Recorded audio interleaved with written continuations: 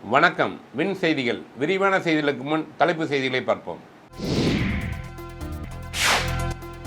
அம்ரித் பாரத் திட்டத்தின் கீழ் புதுப்பிக்கப்பட்ட 103 ரயில் நிலையங்கள் காணொலி காட்சி வாயிலாக பிரதமர் நரேந்திர மோடி திறந்து வைத்தார்.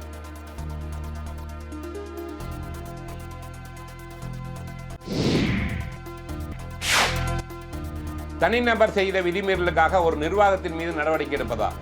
டாஸ்மாக் வழக்கில் அமலாக்கத்துறைக்கு உச்சநீதிமன்றம் கண்டனம்.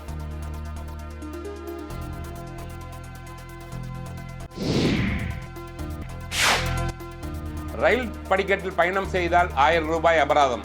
தெற்கு ரயில்வே அறிவிப்பு.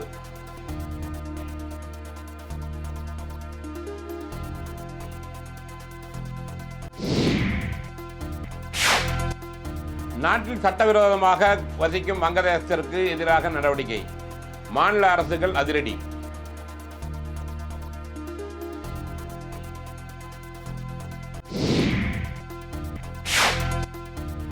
இந்திய கடல் எல்லையில் தாக்குதல் நடத்தும் இலங்கை கடற்படையின் மீது நடவடிக்கை.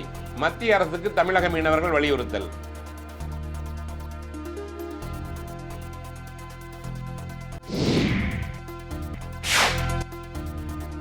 சிங்கமுனேரி கல்குவாரி விபத்தில் உயிரிழந்தோர் எண்ணிக்கை 6ஆக உயர்வு. உயிரிழந்தவன் குடும்பங்களுக்கு தலா 10.5 லட்சம் நிவாரணம்.